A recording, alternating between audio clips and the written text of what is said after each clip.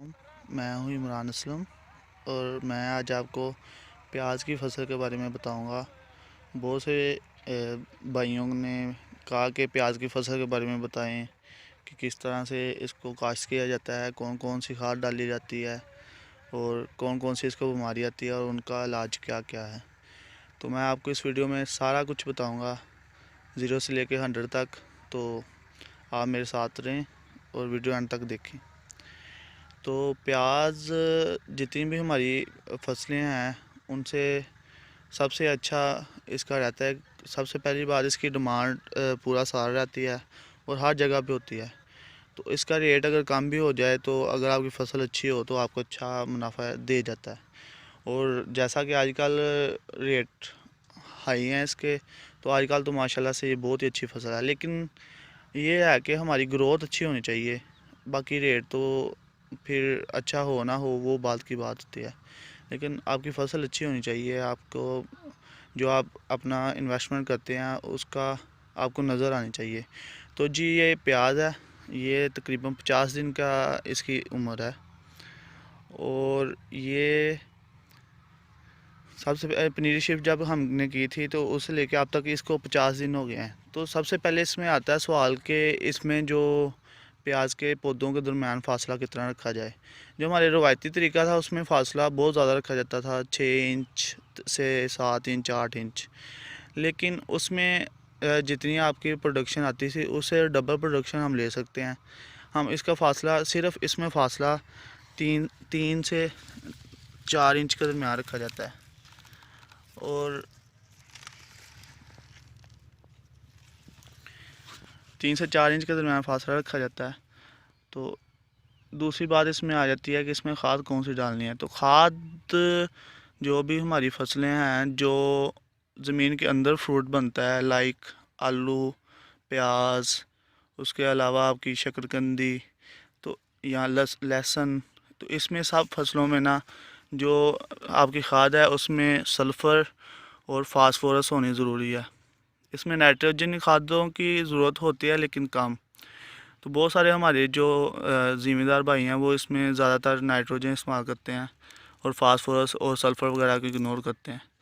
लेकिन जब तक आपकी फास्फोरस और सल्फ़र नहीं होगी तो आपका जो है फ्रूट उसका साइज़ नहीं बनेगा।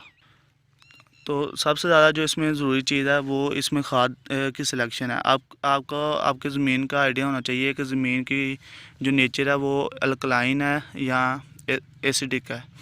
अगर अल्कलाइन है तो उसमें आप जो है वो अमोनियम सल्फेट खाद का इस्तेमाल कर सकते हैं। उसके अलावा अमोनियम नाइट्रेट को भी आप मिक्स करके डाल सकते हैं। अमोनियम नाइट्रेट को डालने से आपका जो है उसमें नाइट्रोजन की कमी भी पूरी होती रहेगी। और दूसरी, अगर आपकी ज़मीन तेज़ाबी हालत में है, तेज़ाबी खासियत रखती है, तो उसमें आप सिंगल सुपर फास्फेट नीचे डाल लें 4 बोरी, और ऊपर भी आप बाद में भी सिंगल सुपर फास्फेट डाल सकते हैं। उसका सिंगल सुपर का ये है कि इसका कोई साइड इफ़ेक्ट नहीं होता है। जैसे यूरिया को अगर आप ज़्यादा हमारे किसान भाई डाल देते हैं तो उसमें फिर फंगस ज़्यादा अटैक करती है फसल पे, इस तरह के इश्यूज़ होते हैं। तो सबसे जो इसका ज़रूरी चीज़ है वो सल्फ़र और फास्फोरस है। तो ये मैं अभी आपको चार्ट के ज़रिए बताऊंगा कि 1 एकड़ में हम कितनी इसमें खाद को पूरे सीज़न में डालेंगे। तो इसमें जो हमारी पर एकड़ जो प्रोडक्शन है वो तकरीबन 300 बैग्स, 50 केजी वाला बैग 300 बैग जो है वो मतलब कि बनती है।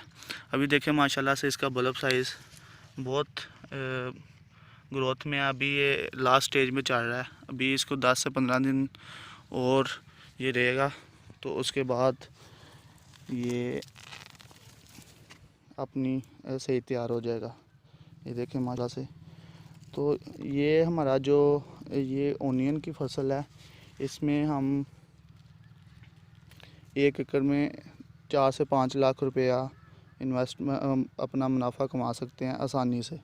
बस ये है, इसमें बीमारियों का जब सवाल आता है तो इसमें सिर्फ एक बीमारी सबसे ज़्यादा आती है, वो है फंगस। उसमें पाउडर्ड फंगस होती है, या उसके अलावा इसमें भी ये देखें फंगस का अटैक हो चुका है लेकिन अब कंट्रोल्ड है। ये इसमें फंगस थी, लेकिन पाउडर्ड फंगस का इसमें कोई इशू नहीं है जैसे आप देख रहे हैं। लेकिन जो थी तने की फंगस उसने इसको अफेक्ट किया है। तो फंगस का भी सबसे जो सही इसका इलाज है वो सल्फ़र होता है।